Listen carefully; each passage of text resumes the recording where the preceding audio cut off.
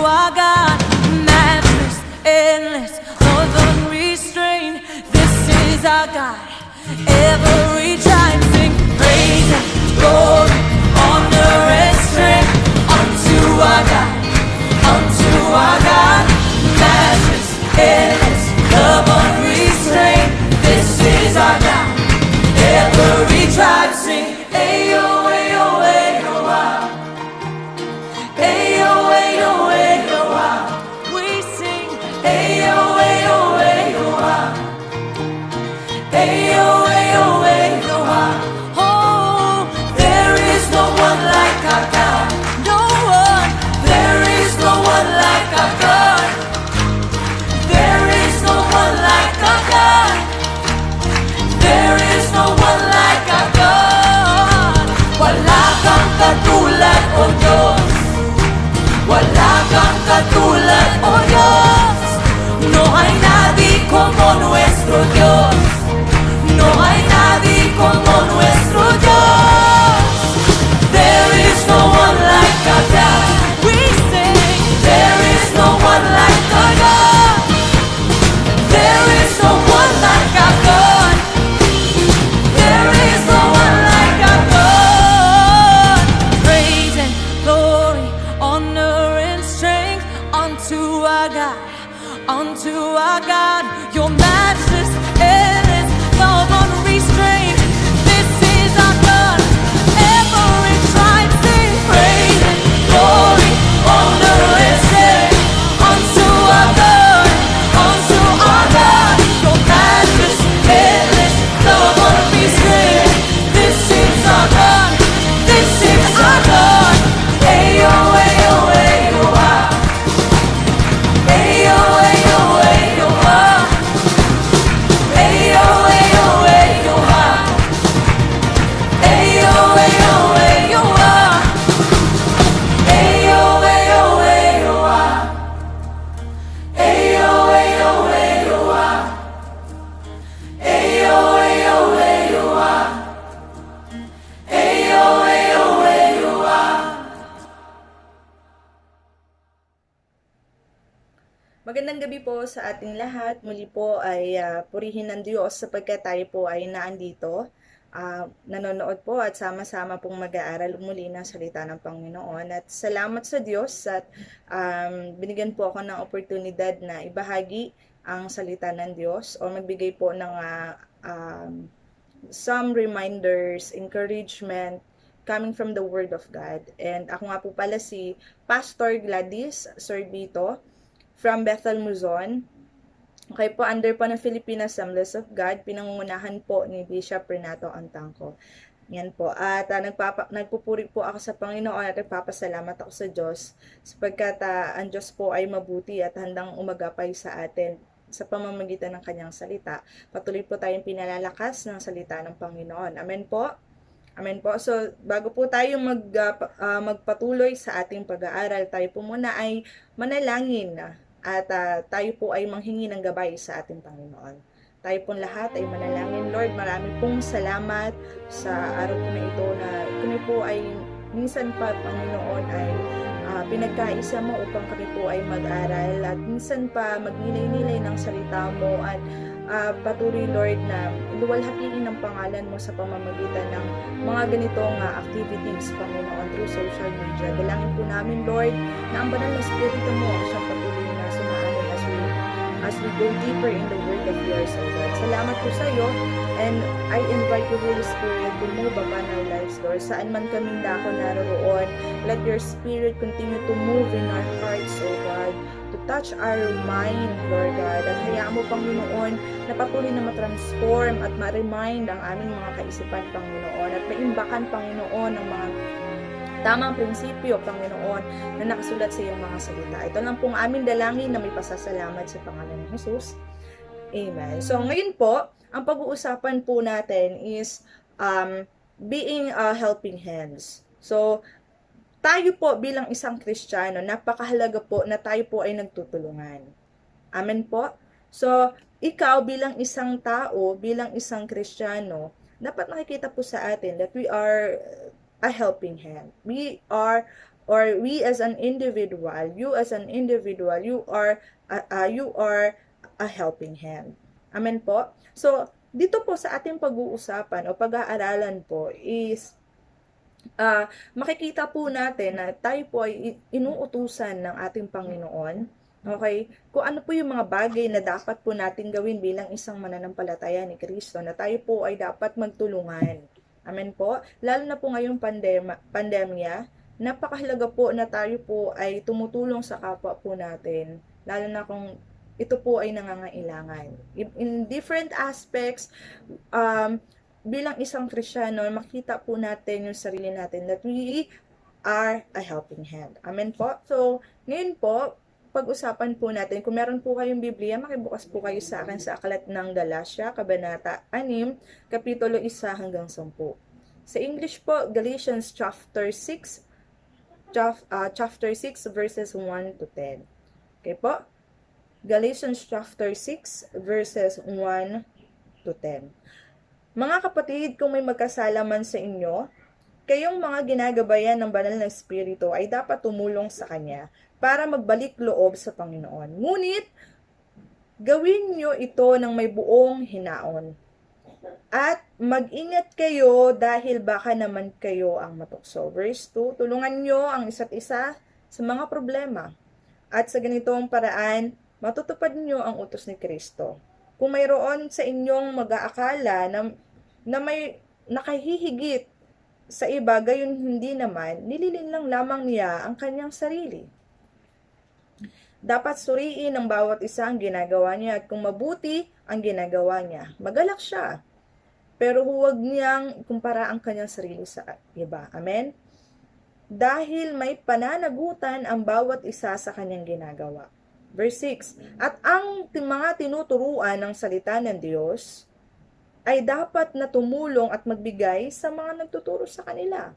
Amen? Verse 7, huwag ninyong lindangin ang inyong sarili. Ang Diyos ay hindi nadadaya ninyo man. Kung ano ang tinanim ng tao, iyon din ang kanyang aanihin. Kung ang ninanasan ng laman ay sinusunod ng isang tao, kamatayan ang aanihin niya. Pero kung ang banal na Espiritu ang sinusunod ng isang tao, matatanggap niya mula sa Espiritu ang buhay na walang hanggan. Verse 9, kaya huwag tayo magsasawa sa paggawa ng mabuti. Dahil sa tamang panahon, matatanggap natin ang gantimpala kung hindi tayo susuko. Amen? Verse 10, kaya sa tuwing may pagkakataon, gumawa tayo ng kabutihan sa lahat ng tao, lalo na sa mga kapatid natin sa pananampalataya. Amen? So, pagpalain ang pagkabasa ng salita ng Panginoon. So, ngayon po, pag-uusapan po natin ang kung tayo bilang isang individual, bilang isang Kristiyano, tayo po ay dapat marunong tumulong sa kapwa.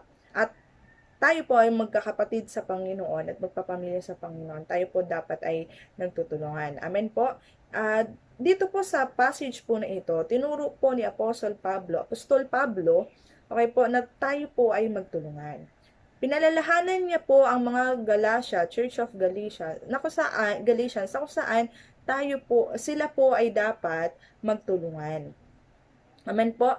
So, katulad din po sa atin bilang isang mga mananampalataya, bilang isang Kristiyano, tayo po dapat ay tumutulong. At sino nga po ba yung mga dapat po nating tulungan? Lalo na po ngayong pandemic, kaya marami pong nangangailangan po ng tulong. So, kung pag-aaralan po natin itong passage po na ito, makikita po natin sa passage po na ito, sino po ba yung mga dapat na ating tulungan.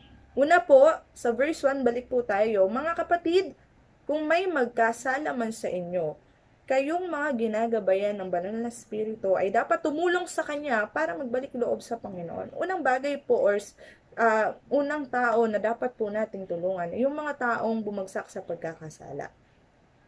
Tayo bilang isang helping hands, okay, bilang isang mananampalataya ni Kristo, dapat makita po sa atin na tayo po ay tumutulong sa mga taong bumabagsak sa kanilang kahinaan. Amen po? Napakahalaga po na tayo po bilang isang Kristiyano ay nagiging tulay po o daluyan po ng pagpapala at ng comfort ng Panginoon at pag-ibig ng Diyos. Amen po. Kung tayo po ay nakakaranas ng tayo po ay may pagbagsak sa or mga season na panglalamig, pagkakasala, pagkukulang sa Panginoon. At nararanasan po natin yung pagpapatawad ng Panginoon. Lalong higit, ganun din po yung dapat natin gawin bilang isang mananampalataya ni Kristo. Sa mga kapwa po natin na mananampalataya ni Kristo, dapat makita sa atin na tayo po ay tumutulong sa mga tao na kung saan may kahinaan po. Amen po? At kung sila man ay bumagsak, tayo po ang isa sa number 1 na na umaabot sa kanila. Amen po? So, dapat makita rin po natin yung sarili natin na hindi po tayo nagmamayabang or nagmamataas na we are righteous rather than them. Sabi nga po dito ni Apostle Pablo, mga kapatid, kung may magkasalaman sa inyo, kayong mga ginagabayan ng banal na spirito, na ang dapat tumulong sa kanya para magbalik loob sa Panginoon.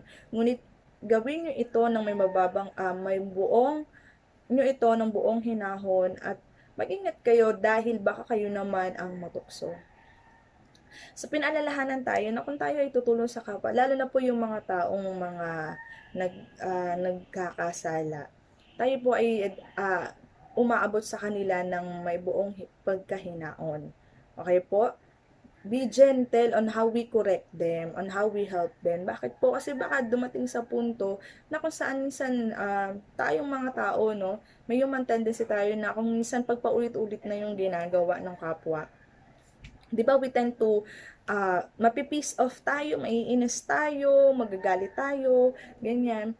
Pero ayun nga po ang inutos sa atin ng Panginoon at inutos sa atin, katulad ng sinabi ni Apostle Pablo, na kung tayo ay magkukorek, tayo po ay tutulong ng merong kahinahunan. Amen po, may kahinahunan. Amen po. So, kung iisipin po natin mga kapatid, kung tayo nga, 'di ba? Alam ng Diyos na tayo ay may kahinaan, na tayo po ay inaabot ng Diyos. In spite na paulit-ulit nating pagbagsak, pero inabot tayo ng Panginoon.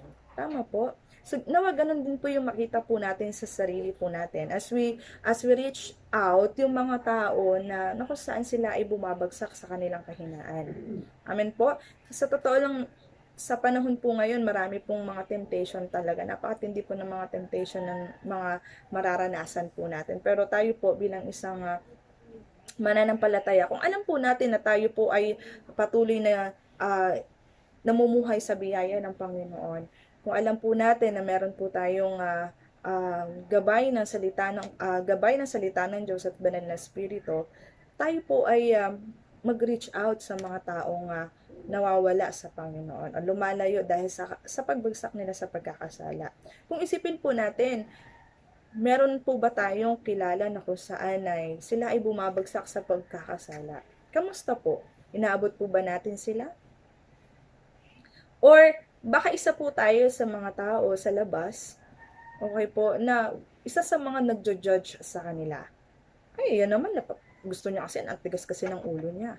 Isa po ba tayo sa mga ganon? Or isa po tayo sa grupo na kung saan umaabot, nagbibigay ng paalaala, nagko-comfort o nag-encourage doon sa mga taong nagkamali?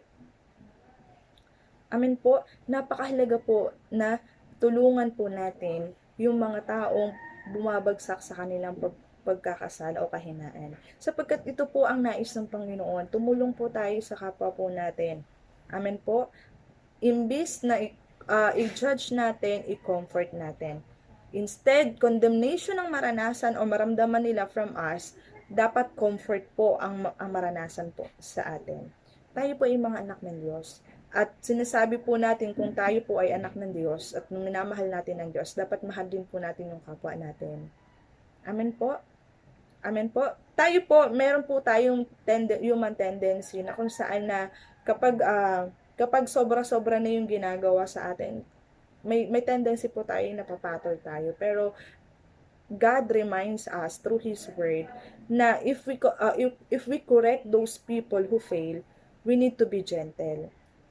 Hayaan natin na ang spirito ng kahinahunan, gentleness, self-control, patience, ang mag-manifest sa atin, hindi yung spirito ng galit. Okay? Doon sa mga tao na kung saan sila ay bumabagsak sa kanilang kahinaan. Napakahalaga po na tayo po ay isa sa mga tao na kung saan nagbibigay ng pag-asa sa mga taong bumabagsak. Amen po. Lalo na po ngayon, ang dami pong mga nanlalamig. Tama, marami pong nanlalamig ngayon dahil sa pandemya. Pero ano po ba yung mga bagay po na dapat natin ginagawa? Hindi po dapat tayo manawa na tumulong umabot sa kanila. Amen po. Tulungan po natin yung mga bumabagsak sa pagkakasala, yung mga nanlalamig at kinakalimutan na yung faith sa kanilang sa ating Panginoong Hesukristo. Kailangan po natin tumulong, abutin. Amen po.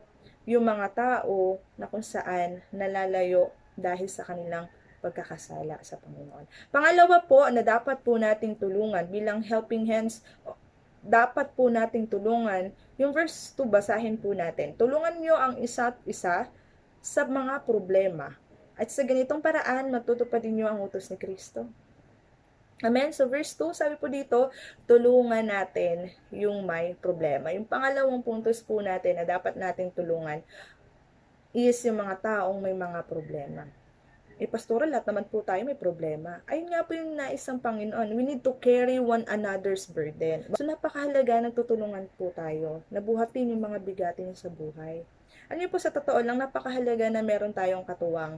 Okay po, sa pagbuhat. Okay po, sa paglutas ng ating problema sa buhay. Amen po.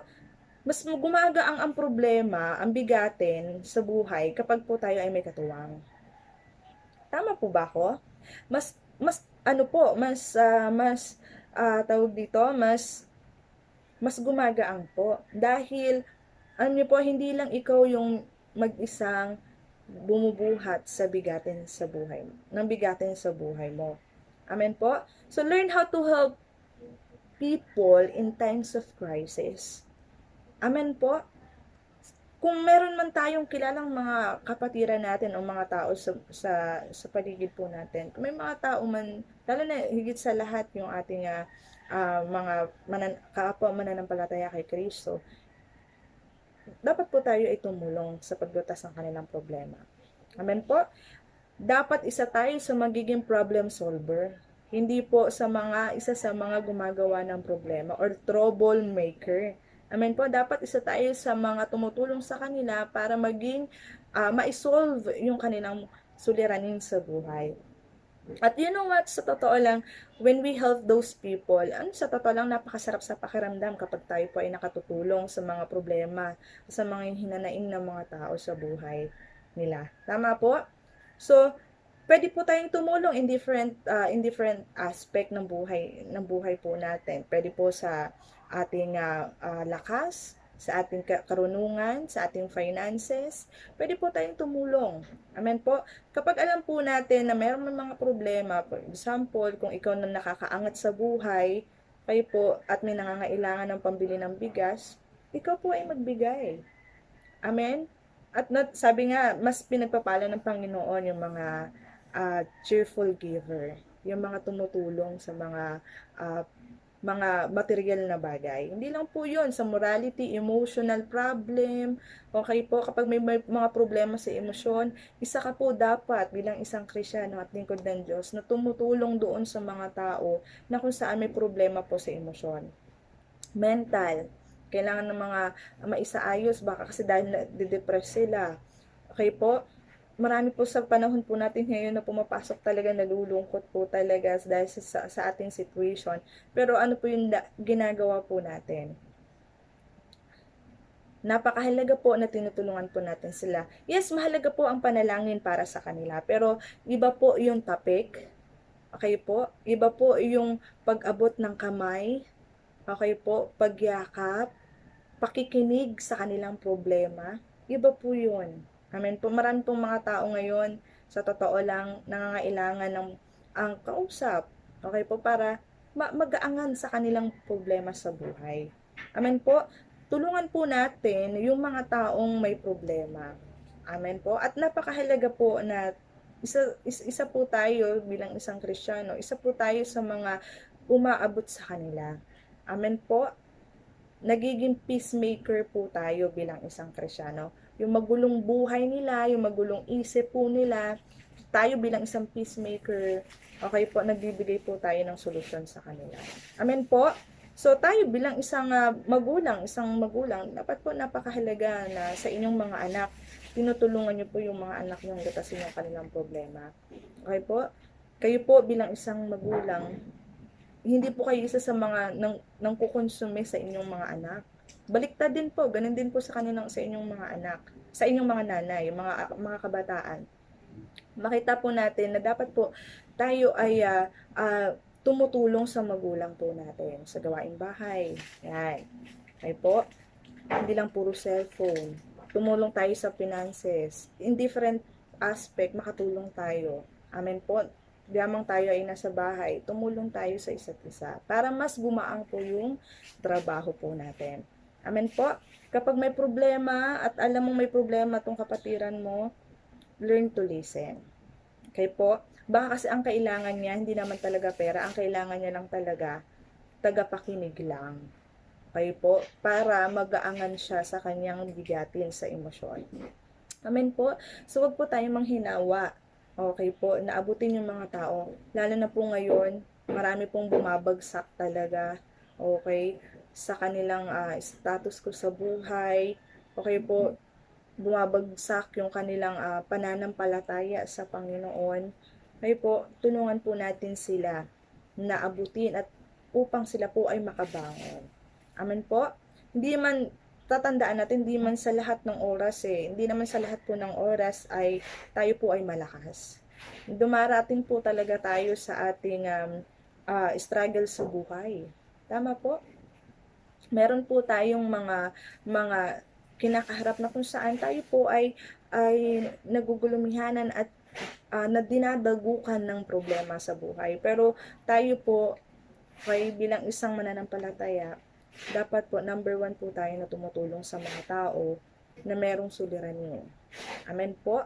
Tulungan ninyo ang isa't isa sa mga problema at sa ganitong paraan, matutupad ninyo ang utos ni Kristo. Ang sabi po dito mga kapatid, when we help those people, okay po, makikita sa atin, okay, na tayo ay follower ni Kristo at matutupad natin yung utos ni Kristo. Okay po, na help one another, love one another. Okay, ang pagmamahal natin po ay isa sa mga magpapatunay po yan na tayo po ay nagmamahal sa kapwa natin kung tayo po ay tumutulong.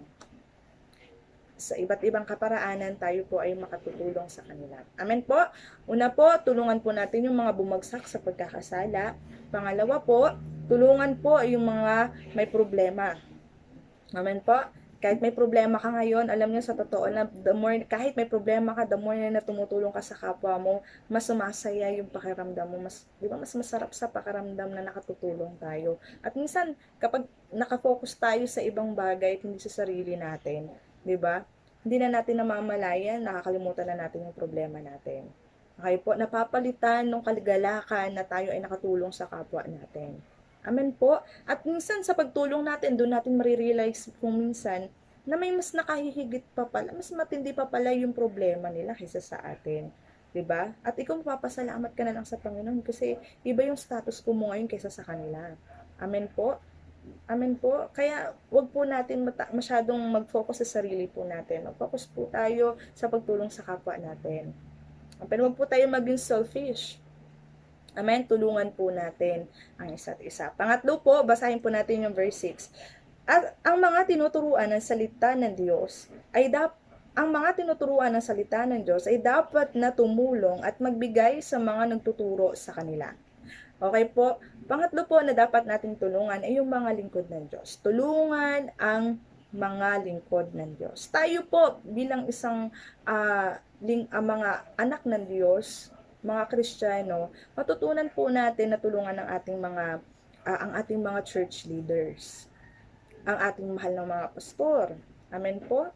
Ikaw bilang isang Kristiyano, dapat makita mo, ikaw kabataan, nanay ka, member ka ng disipulo ka ni Kristo, okay? Saan ka mang iglesia, okay? Tayo po ay dapat tumulong sa lingkod ng ating Panginoon, sa mga nagtuturo po sa atin.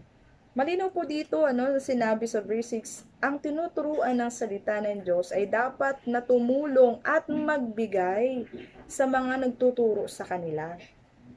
Alam mo, sa totoo lang, hindi lang dapat si pastor yung bigay ng bigay sa atin eh. Dapat tayo din po na pinifeed nila, matuto din tayong magbigay, magbukas ng palad para sa kanila. Okay po, magbigay. Ano sa totoo, hindi lang naman ang salitang pagbibigay ay hindi lang yan nasasakop sa pera. Ano man ang bagay na pwede mong ibigay, kakayanan, or anything that you can help your leader or church leader, your pastor, do it. Gawin po natin. Amen po. Kasi yun po ay yung laking tulong. Alam niyo po, sa totoo lang, ang ating mga pastor, mga leader po natin sa Leaders Life Group, leader po or life coach natin, alam niyo po, mukha lang silang mga strong. Pero sa totoo lang, dumarating po rin sila sa panahon na sila ay nangangailangan. Okay po, huwag po tayo palibre ng palibre kay pastor, sa leader natin. Hindi naman po masama yan, Pero hindi po lagi sa kanya, yung mga leader po natin, hindi po sila laging yung lagi natin pinipiga na lagi natin hinihingian. Matuto din tayo magbigay para sa kanila. Amen po. Amen po. Kung ang mga pastor po natin ay bukas palad sa pagbibigay sa atin ng oras, okay, ng tulong, sa panalangin, lakas nila, okay po, kung minsan marating sa punto nakalimutan na nila yung pangarap nila sa buhay, matulungan lang po tayong mga inaalagaan, mga tupa ng Diyos. Okay po, matuto din po tayo magbalik din sa kanila. Tulungan po natin yung mga lingkod ng Diyos. Magbigyan po natin sila ng kahit pa paano, bigyan natin sila ng kaginhawaan. Sa ministry, wag po lagi si pastor. Amen? Mag-effort ka, tulungan mo siya. Okay po? At kung nakikita mo may pangangailangan yung leader mo, yung pastor mo, tulungan mo. Amen? At naniniwala ko ang pagpapalain ng Panginoon yung mga tumutulong sa lingkod ng Diyos. Amen po. Magbigay nga lang tayo ng isang isang baso. Tumulong ka lang sa kapwa mo. Yung gantimpala ng Panginoon ibibigay na sa atin. How much more kapag lingkod ng Diyos yung tinutulungan po natin. Amen po. Learn to have a culture of honor, lalo na sa lingkod ng Diyos. Amen? Hindi dapat natin na inaabuso yung mga leader po natin. Okay po? Magbigay din tayo ng time, magbigay tayo ng effort para sa kanila.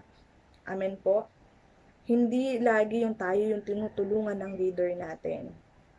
Kapag meron ka ng kakayanan at meron kang kakayanan, alam mo sa sarili mo may kakayanan kang tumulong sa leader mo, sa church leader mo, sa cell group leader mo, sa nagbabahagi sa iyo ng salita ng Diyos, tulungan mo. Amen? Amen po? Magkaroon tayo ng kusa. Okay po? At bigyan sila ng nararapat. Learn to have a culture of honor. Ayun dapat yung nakikita sa ating iglesia, sa ating pamilya, okay? Sa pamilya natin kay Kristo. Tinutulungan po natin, ino-honor po natin yung ating church leader, spiritual mentor, spiritual leader. Amen po. At you know what? Ito yung nakakatuwa po, meron pong pangako ang Panginoon. Okay po? Sabi po dito, verse 7, huwag ninyong linlangin ang inyong sarili.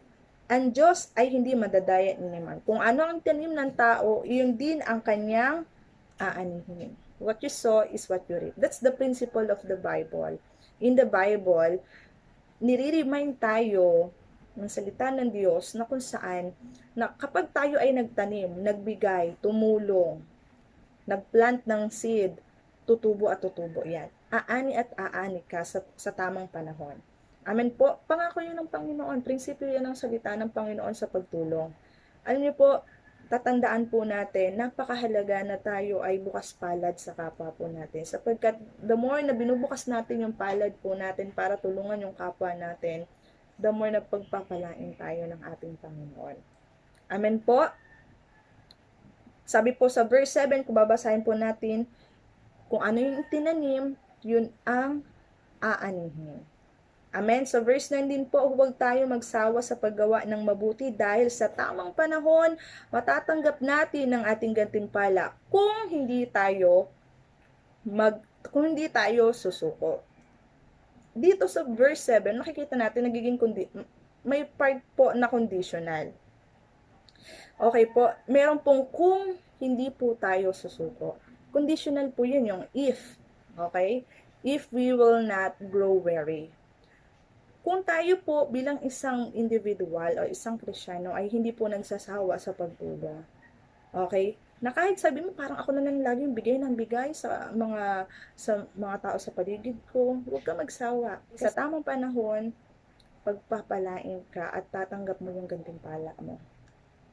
Amen po. Magtanim ka lang ng magtanim ng mga mabubuting bagay sa kapwa mo. Darating ang panahon, aanihin mo yan. Amen po. Kung yung iba nga pong ibang grupo na naniniwala sila sa law of karma, okay? Tayong mga Kristiyano, naniniwala din po tayo sa what you sow is what you reap. Kung ano tinanim mo, yun yung aanihin mo. Kaya hindi dapat tayo susuko. Kung hindi tayo susuko, sabi po dito sa verse 9, conditional siya, kung hindi tayo susuko. Matatanggap po natin yung ating gantimpala mula sa Panginoon. Amen? Kapatid, hindi po dapat tayo nagsasawa.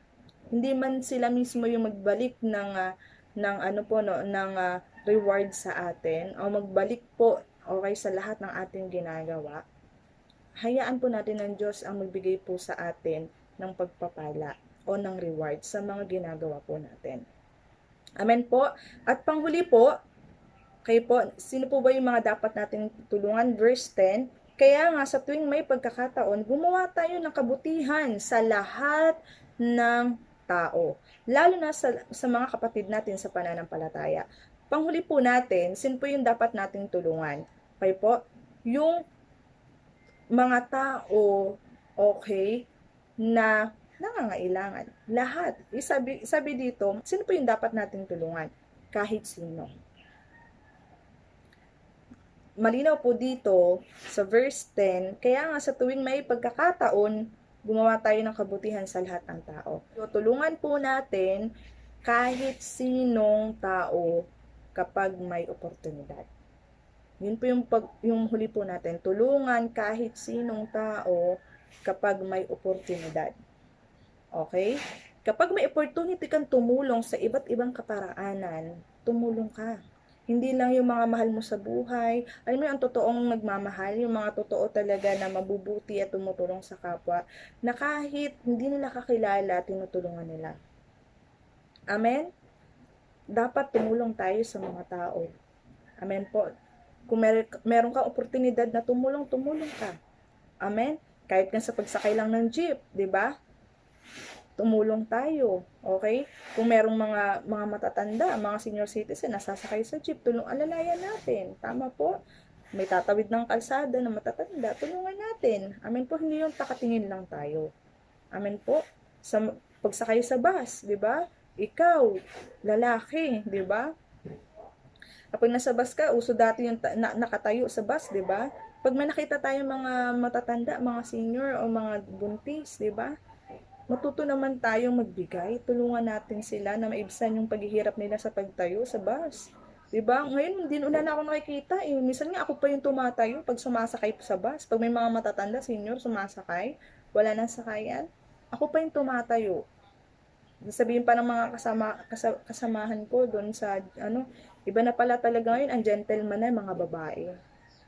Dapat po sa atin marunong tayo tumulong. Lalo ng mga Kristiyano, tayo po, dapat makita sa atin yung pagiging gentleman, tumutulong tayo sa mga nangangailangan, okay, inaabot natin sila, okay, kahit saan ka pumunta, kapag may kailangan at may nanghihingi ng tulong, tumulong tayo. Pero, maging wise tayo. Kasi sa panahon ngayon, uso budol-budol, kunwari nanghihingi ng tulong yung pala, 'di ba? Nanakawan ka, bubudulin ka, 'di ba? Mga scammer. Kaya kailangan maging wise pa din tayo. At naniniwala naman ako, katulad ng sinabi ni Apostol Pablo, tayong mga ginagabayan ng Espiritu Santo. Naniniwala ako, tayong mga ginagabayan ng Espiritu Santo, nadidiscern natin yung mga taong dapat tulungan. Amen po. Okay? Kung may manghihingi sa atin po ng tulong, malalaman at mararamdaman natin kung totoo nga ba talagang needy siya o nangangailangan siya. Amen po? Kaya, naniniwala po ako mga minamahal kong kapatid, sa anumang aspeto o area ng buhay po natin, kung meron po tayong kayang ibigay at itulong sa kapwa, ibigay po natin. Huwag po natin ipagdamot sapagkat tayo po ay pinagpapala ng Diyos. Lalo na ang mga Kristiyano, pinagpapala po ng Diyos. Kaya po, sa maliit na kaparaanan, 20 peso, 10 piso, okay po, pakikinig, okay, simpleng pakikipag-chat, pangangamusta, okay, at makinig sa kanilang hinanaing, never stop doing that. Amen po. Magtulungan po tayo. Ipanalangin ang kapwa, tulungan, abutin. Okay po, simpleng tapik, simpleng yakap. Amen. Pakikinig ay napakahalaga po sa mga tao sa paligid po natin. Amen po. Sa panahon po ngayon, napakaraming mayroong mga pinagdadaanan, maraming mga tao na nais po nila na may umabot man lang sa kanila. Isa po tayo dapat sa mga nakikita at number 1 na umaabot sa kanila. Kapwa man natin mananampalataya o yung mga tao sa labas na hindi pa nakakilala sa Panginoon, abutin natin sila.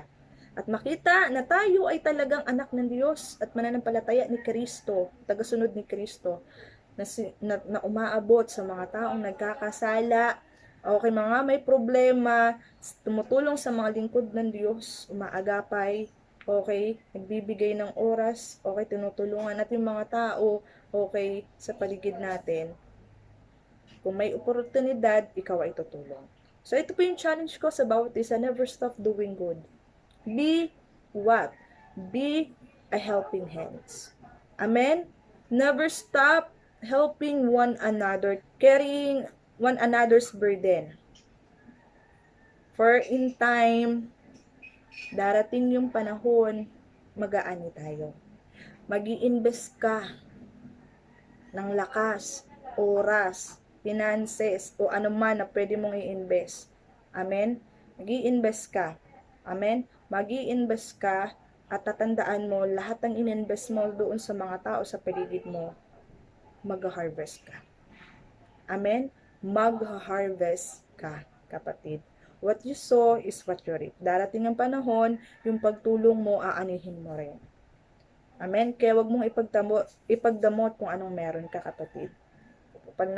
Kapag may kakayanan kang tumulong sa kapwa, tumulong ka. Amen po? So, yun lamang po ang challenge ko po sa atin. Never stop doing good. Never stop to be a helping hands sa mga tao sa paligid po natin. So, ayun lamang po yung aking naisuro sa inyo. At hopefully, meron po tayong natutunan sa gabing ito at sa araw po na ito. At hopefully po, ang Panginoon ay patuloy nagpapaalala-ala sa atin kung ano po yung mga bagay po na dapat natin gawin, lalo na po sa ganitong sitwasyon po natin. Magtulungan po tayo. Be a helping hand to one another. Amen po? So, ngayon po, nagpapasalamat po muli ako sa Panginoon at salamat po muli, Bishop, sa opportunity na makapagbahagi sa ating devotion. At purihin ng Panginoon. Salamat din po sa mga nakinig sa oras po na ito. At nawa, hindi lang po natin ito narinig, because makita din po natin, maging doers of word po tayo. Okay po, makita sa buhay po natin, day after day, okay, bawat araw tayo po ay tumutulong sa kapwa po natin, lalo na sa mga taong nangangailangan. Pagpalain po tayo ng ating Panginoon, tayo pong lahat ay manalangin. Panginoon, marami pong salamat sa oras na ito na kami po ay patuloy, Lord, binibigyan mo, Panginoon, ng katuruan at paalaala, Panginoon, kung ano po yung mga bagay na dapat po namin gawin bilang isang Kristiyano. At dalangin po namin, Lord, na ikaw siya patuloy, Lord, gumabay sa amin, banal na Espiritu. Puspusin mo po kami, Panginoon, ang Espiritu Santo mo, nang sa gayon magawa po namin yung pinagagawa mo. Maging gentle po kami, maging loving po kami, Panginoon, maging patience po kami, Panginoon, sa mga tao sa paligid po namin. Nang sa gayon, malaya po namin silang maaabot, Panginoon. Bigyan niyo po kami, Panginoon, ng spirit of goodness, spirit of kindness, Panginoon. At ikaw yung patuloy, Lord, at magbigay sa amin, Panginoon, ng lakas ng loob para tumulong at mapakita namin, O God, na kami po ay mga anak mo. Salamat po sa iyo. Help us, Lord God, na maging helping hands sa kapwa po namin, Panginoon. Marami pong salamat. Ito lang pong aming dalangin sa pangalan ng Jesus. Amen. God bless po sa ating